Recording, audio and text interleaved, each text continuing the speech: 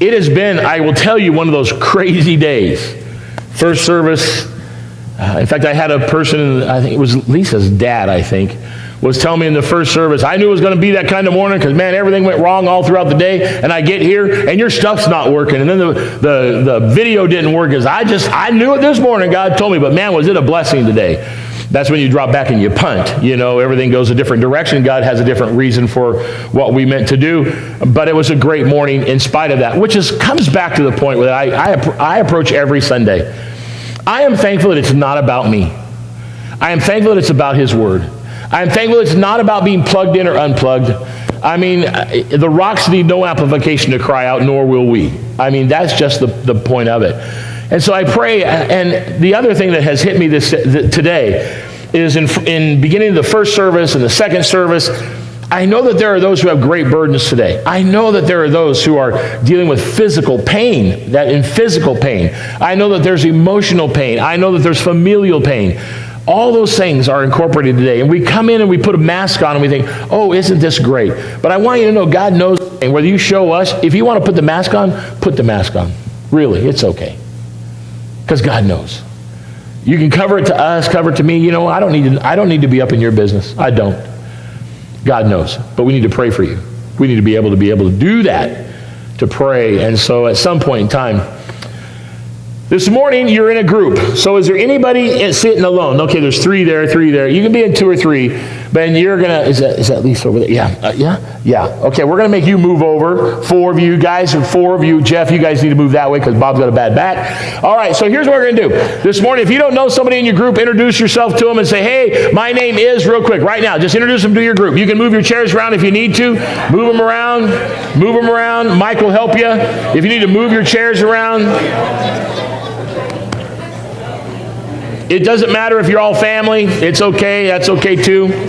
However, if you don't like your family, you can join another group. So, you know, if that's the case. All right, so this morning we're going to look at a few things. And what I want you to know today, what I want you to do today is, here's the first question. You're going to answer this question in your group, hopefully. And it may be hard. The first question, what does balance look like in your life?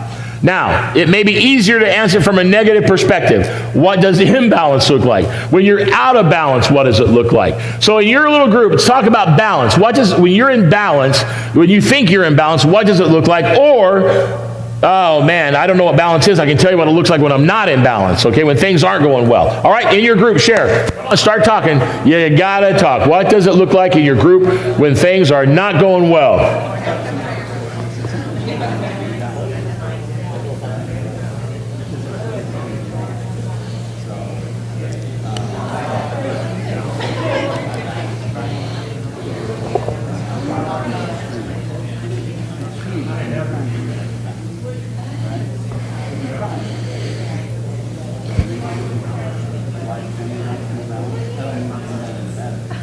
Okay, here's the second one.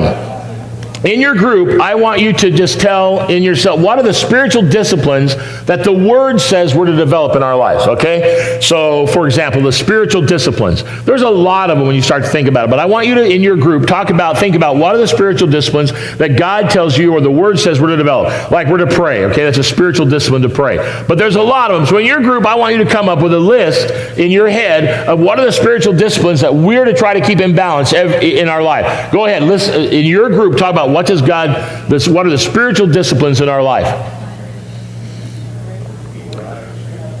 Those of you who are in the first service should have a heads up for the second, okay? This group over here.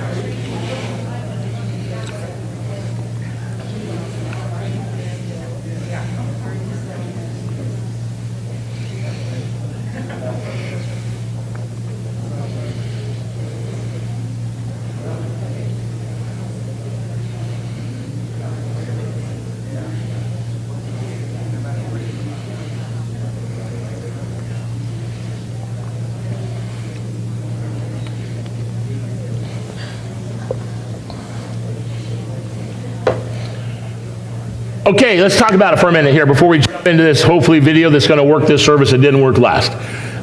We got 4 words out of his mouth, I think. So what are the spiritual disciplines? Everybody got prayer, right? Because I gave that to you, right? Everybody got that one. What are the other disciplines? How many had the Word? You got to be in the Word. Got that one? All right, yeah, you got that one. How many had hospitality? Not counting you guys because you were in the first service. Anybody have hospitality? It was one of the disciplines that God says we're to be hospitable people, okay? That we're not to be just into ourselves. We're to be hospitable. We are to welcome others. We are to be involved with others. I think the Christian life is I think kids as well as pets in the way our Christian life. Here's what it is. They say that if you want to socialize a dog, you have 100 people in the first 100 days. That's how you socialize a dog. You know that?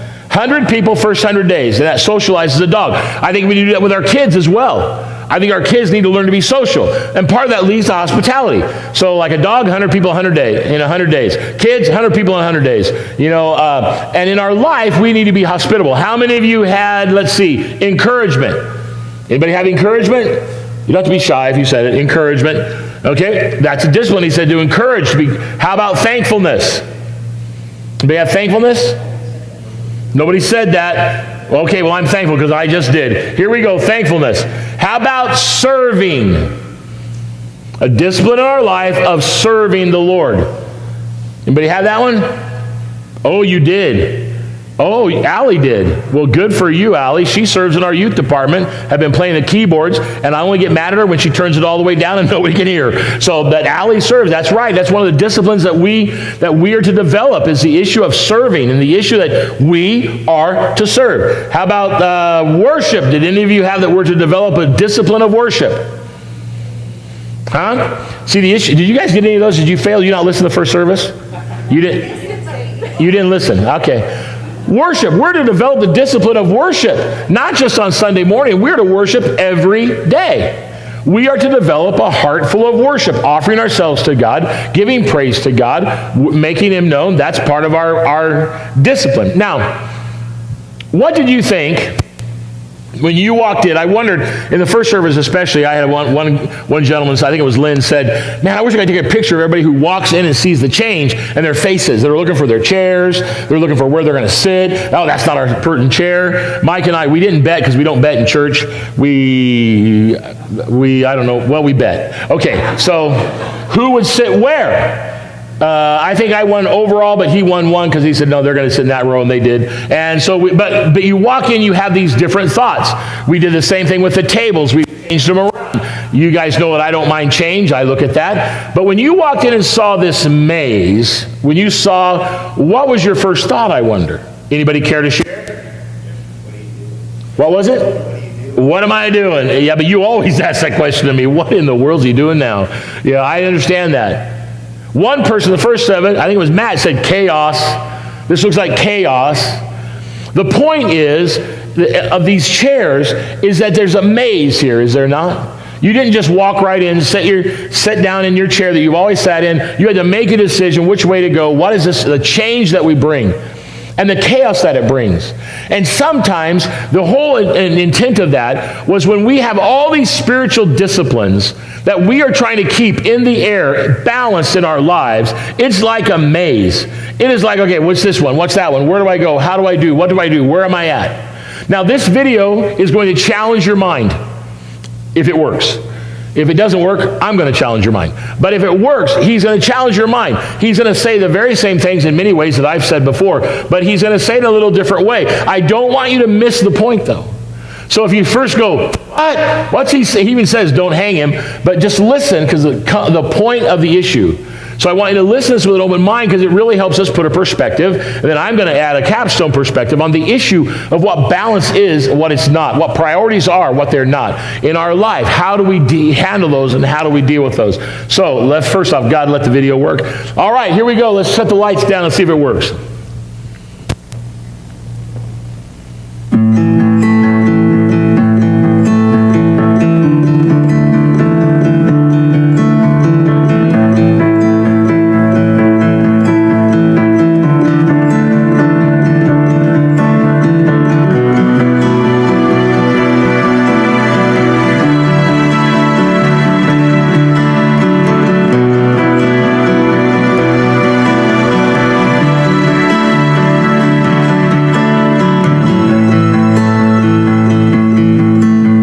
couple of widely believed spiritual myths out there that have a seed of truth, but frankly, don't have either the biblical mandate that we assume or produce the spiritual fruit that they are so widely credited with. One is the need for a balanced life, and the other is the necessity to have spiritual disciplines in our life. Now, before you jump out of your seat and come to strangle me, listen for just a moment what I mean. Both of those things, balance and the spiritual disciplines, obviously have some value.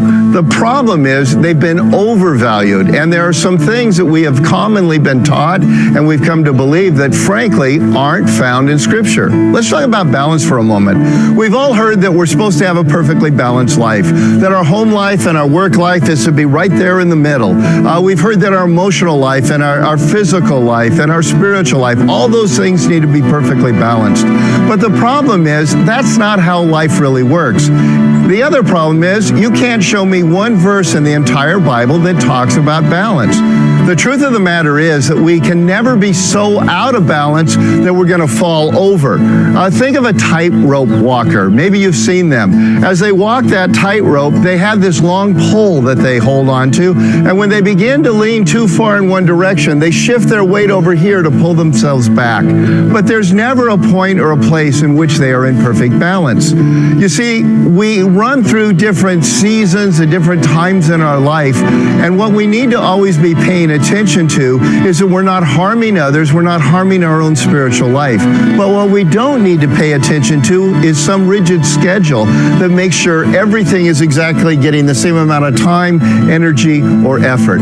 Because great strengths always have significant weaknesses on the other side. And if you're going to focus on one part of your life at one season of your life, you're going to be neglecting something else. As I've worked with people over the years in helping them grow in Jesus Christ and become more the men and women God has called them to be, one of the things I've encouraged them to do in this realm of balance is to ask three important questions. The first one is this: what season is this? In other words, there are seasons of life. There's a time for joy and a time for tears. There's a time for life and there's a time for death. There's a time for all kinds of things. And if we know what season we're in, we're going to focus on that particular thing. I remember when my kids were young, it was a season that had to be focused primarily upon my children. It was a season I set aside some of the kingdom things that I do. I stopped writing books. I stopped speaking out on the road because it was a season not for balance, but a season to focus on my younger children. Perhaps you're in the startup phase of a new job or a business. Well, you are in a season in which you better give pretty much everything you've got to that job, that new career, or you're going to find out you don't have that career, you don't have that job, you don't have that business anymore. I'm standing here by a vineyard. I want to guarantee you at harvest time, everybody is dialed into harvest, because if they're not, the harvest will be missed. You see, we can't live every single day perfectly balanced. We have to ask ourselves, what season is this? And for a period of time, we will often be out of balance. A second powerful question is to wake up every day and ask this: what does Jesus want me to do today? You see, if I'm asking the balance question, I'm trying to make sure I got my exercise in, my Bible reading in. I want to make sure I spend quality time with the wife and the kids and all of these things. But the reality is each and every day is a little bit different. So the key question is, what does God want me to do today? And if you start out with that question, you might not be balanced, but you'll be fruitful in what God has called you to do. I remember back when I was working on some of my graduate degrees, there were days in which I was taking a final exam. I would wake up that day, what does God want me to do today? He wants me to do the best I can on that exam. It wasn't a day for a whole lot of time in prayer, a whole lot of time in Bible study. It was a day to study for a test, take the test, and do the best I could so I could get on to tomorrow's assignment when tomorrow arrived. The third question is one I've already made reference to, and that is anything so out of balance that I'm going to fall over? If we work on those three questions on a regular basis, we might not be in perfect balance, but we will be in the kind of balance that God calls us to have in our life. So let's take a moment now to look at the other myth out there, and that is that somehow we've got to be practicing all the spiritual disciplines all the time. Now, again, I want to be crystal clear. There is great value in the spiritual disciplines, but what happens is we turn those tools into rules. The value is not in the spiritual disciplines. The value is in the fruit that they produce. Perhaps you've heard that every day you and I are supposed to exercise the spiritual discipline of reading the scriptures and praying through them and perhaps journaling. Well, if that's absolutely essential for a godly spiritual life, then we've got some problems. Any of you who don't read well, any of you who are dyslexic, and all of the people who lived before Gutenberg came on the scene had no opportunity to have a vibrant spiritual life. You see, we read the scriptures so that we can obey the scriptures. We journal so that we can reflect upon the scriptures as a mirror into our life to help us see how we're doing and what we need to work on and where God is on the prowl in our life. But the value isn't in reading. The value is in the obedience that flows from it. The value is in listening to God, and the tool of solitude is one that can be very, very helpful. You see, I love to expose folks to the various spiritual disciplines. And then at the end of the day, what we want to ask is this question: which ones help me grow closer to Jesus, and which ones don't work all that well for me? Let me just pick one of them. I mentioned solitude. I happen to be an extrovert, and I bet many of you are. And so if you've ever tried solitude, maybe gone out to a monastery or off into the woods just with a Bible, a pen, and a journal and said, oh, I'm just going to wait on God because you were told that was so essential to hear from God, I bet I know what happened. Somewhere around 8 to 12 hours into that, you were talking to the trees and you were about to go crazy, because that's not how you're wired, and that's not how God works in your life. So I found solitude is not a really great tool in my life.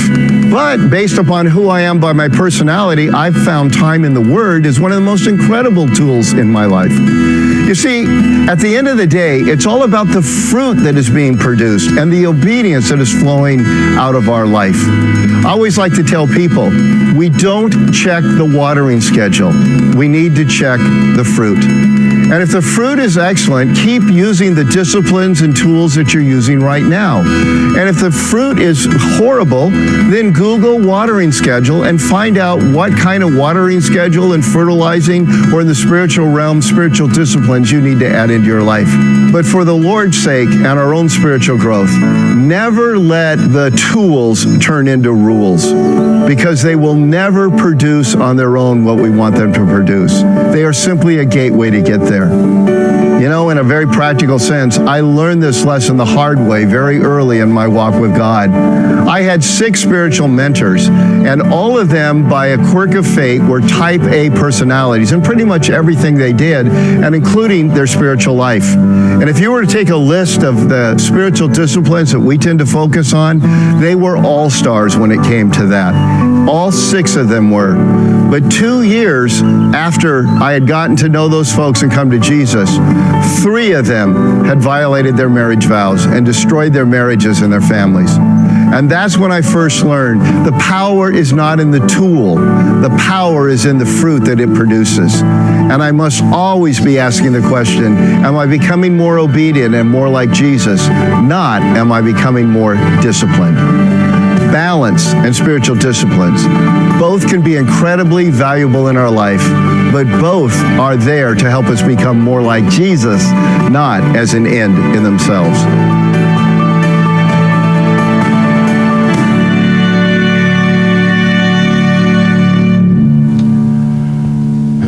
So we come, there were 3 questions that he was asking in that passage, in that whole tribe. I don't know if you caught them or not, but there were 3 questions. He says, first, what season am I in?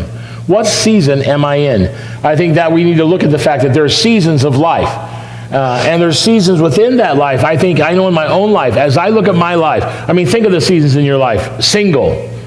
Oh, what do you do? I mean, you got all kinds of time, maybe, or whatever. Single. Newlyweds. First parents, when the first babies, and then you have kids, and then you got soccer moms and soccer dads and football, and you're going crazy, and then all the different, then the empty nest. What season are you in? I have found in my own life that the spiritual disciplines that I want to add, sometimes it's different for different seasons. There was a season in my life where journaling was really, God, what are you saying to me? And I'd write my prayers. It was just, that's what I did. I wrote my prayers. That was not something I had done in the past, but I just felt like in that season I needed to pray, but I also needed to write that prayer. I needed to see my heart and then hear God speak to me. What season of life are you in? The key question that he asked was, what does Jesus want me to do today?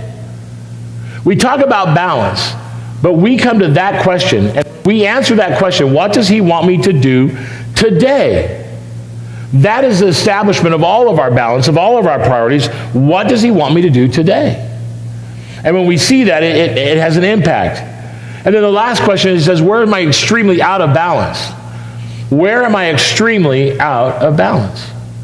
Because there's some that we start to focus on the wrong things, and we start to see, and in those seasons of life that he has, he gives us different seasons of life. But I want to ask a question, and that question is, what impact does priority have on balance? What is the impact that priority will put on our balance? We know that he speaks about all the seasons of life, but what impact does the priority that we take put on those balances? What is the priority? Do we make space for the important things in our life, or is it the tyranny of the urgent? And in the tyranny of the urgent, we do all those things that are right here in front of us, and we miss those things that are truly important. What impact does priority? Our priorities of our life really need to be established. The priority of our life, the ability to say, this is what God wants me to do. This is who God has called me to be. What does priority have on balance? Matthew 6:33, it tells us, seek first the kingdom of God and his righteousness. And all these things, all that were listed ahead of him, he said we're going to be added to you. All the things that he says men strive after. What is the purpose of your life? What's the priority of your life? He says you need to be seeking to glorify God. That when we first answer that question, what does God want me to do? What does Jesus want me to do today? The answer begins with, my purpose is to honor, to live in order to glorify him. 1 Thessalonians 4, that I might live and to be obedient. The aim is to order to please him. That our day starts with the purpose of our life is to seek him first. And from that, other things will be determined. The tension, really, what it comes down to in balances and the priorities of our life is this. The tension is, do we love what Christ loves? Do we love what Christ loves? Or do we love what we love? I mean, you get to the simplest form, folks, isn't that really what it comes down to? In its simplest form, don't we say, do I love what Christ loves? When he says he loves his church, do you love the church? Are you here? When he says he loves to serve, he came not to be served, but to serve. Do you serve? When we love what Christ loves, we will demonstrate what Christ demonstrates. But the reality is we love either what we love, and then sadly, in some ports, we love or have to do what other people want us to love. Other people will put priorities in our life. Other people will say you need to do this, you need to do that. Other people say this is important, that's not important. What you're doing is not important. Loving Christ may not be. So it really comes down to the issue of our life. And many times is, are we doing what Christ loves, what Christ impels us and compels us to do, or do we love what we love? Is it about us? I don't want to do that. I don't want to go there. I don't want to do this. Why? Because I don't love that. But as we are conformed to the image of Christ, we will love what he loves. See, the goal isn't just the tool. Many of the time, the tools become just rules that we find. Anybody here on the treasure, the path of walking through the Word in a year, reading through the Word in a year? Anybody here? Okay. It always amazes me that we have people in our church who do that. And I think it's great that you want to walk through you want to read the Bible in a year. Why? Why? Is it so that you can say, hey, I read the Bible in a year? I finished it? Look at me. See, the tool of the Word isn't just I read through it. I have people who will call and be all upset because, oh man, I'm out of sync. I missed a day. I missed a couple days. Do I go back and reread all that so that I'm going to get through it in a year? And I think most people get frustrated with me because I say no. That's what I do. No. Why? Because I don't think the year means anything. I don't think the year itself means anything. It's a great thing. I read through it a year. Whoopee, what if I read it through in a year and a day? But what is the fruit that was produced out of that? Does being in the Word change your life? It's not just a novel that we read to say, okay, I got that chapter done. Pew, school done. The issue is the tools are not to become rules. They're used to conform us to the image of Christ, but we take so many of the disciplines that God tells us that we are to develop in our life, and we make them legalistic issues that put in our life. And of course, people always, the guilt one is, have you prayed enough? Well, no. There's not been a day in my life that I can say, I prayed enough. I'm not the only one, guys. You are the same way. Could you pray more every day? Oh, of course we could. But it's not about the rule. It's about the tool that binds us to God, that creates a conduit for our life in Christ. The tension is loving what Christ loves or loving what we love. And you know what? The truth, that's a hard question to answer because we don't want the answer at times. Am I living my life in obedience to the Lord to glorify Him, using the talents and skills that God has given me to use? Am I practicing the discipline of giving? That's a discipline nobody mentioned. The discipline of giving to God. Am I practicing the discipline of serving? Am I practicing, or is it, no. Listen, your purpose, my purpose determines our priorities. Our purpose determines our priorities. If your purpose is to live in honor to glorify God, and every day say, God, what do you want me to do today? It changes the whole difference in our priorities. If your purpose is to be successful at work, then all of the priorities of your life are going to be work-related. Are they not?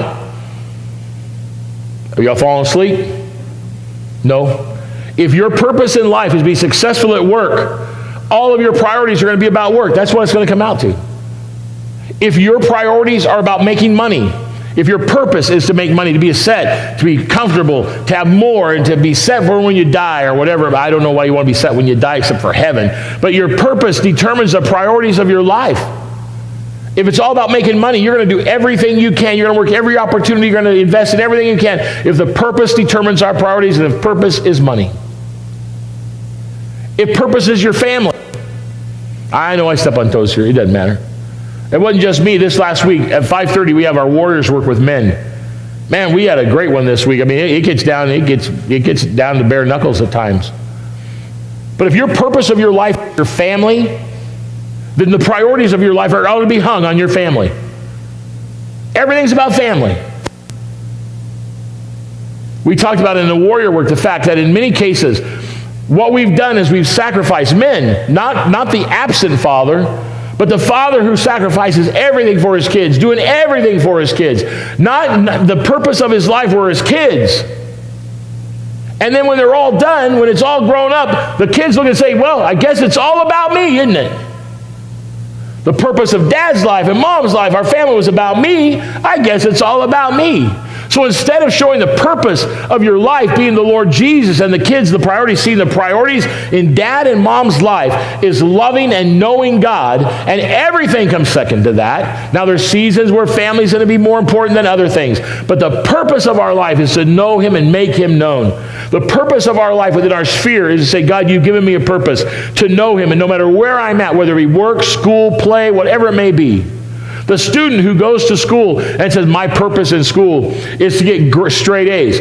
Every parent may say, well, that'd just be great. But what happens when we get kids who fall apart? They do their best, but they may not hit the A, but we said, no, that's the purpose. Or what about the kid that goes to school and says, the purpose of my life is to be accepted no matter what? I want to be accepted no matter what. That's the purpose of my life. What priorities will they establish to be accepted when they really shouldn't make those priorities? But even in our students, I'm telling you what, I love our students. I come here on Sunday nights, I watch them worship. I hear Trish sing over there. They worship together, dude. And then to pray together, they pray. And I'm thinking, dude, this is something else. I know dude's not a common word today, but that's okay. But it's amazing when our purpose determines our priorities. And if a kid goes to school and says, the purpose of my life, even in school, yes, I need to learn, but my purpose is to glorify God, it will change the priorities of school. When our purpose is our family, everything's about family, everything becomes secondary. People, relationships, church, serving, everything. Not that any of those aren't important, but they cannot be the purpose of our life. The issue is, are we conforming to the image of Christ? Are we producing the fruit that those tools are meant to produce? Not becoming a bondage, not becoming a legalism of, like, I do this, then beat ourselves up because, oh man, I missed the word today. Or man, I'm guilty because I didn't pray enough today. Or oh man, whatever that may be. But the question is, what does God want me to do today? The question is, what changes could you make? If you make a personal assessment of your life, what your purpose is today, where your priorities are established, are you serving, are you giving, are you doing, are you thankful, practicing hospitality, any of the disciplines, pick them. You can't keep them all in the air at the same time. It's just not possible. But what changes could you make in your purpose? And if you made a change in your purpose, what would it change in our priorities? And when we start to live the purpose that God invested for us, all of a sudden, we can know the joy of the Lord. It doesn't mean that the work's going to be any easier, but you go to job with a purpose. It's not to be successful in your job. It's to honor and glorify the Lord. In the midst of bad things. And you go to school, students, to honor and glorify God. That's why you go. Not to be a part of the crowd, not to be accepted socially, but say, man, I want to be accepted by Jesus, and I want to live in order to please him. And all those things that our family sees, that our priority, our purpose is to honor and glorify God, and our priorities of that will be reflected in that. Don't let tools become legalistic rules that never will produce in your life the things that need to be produced.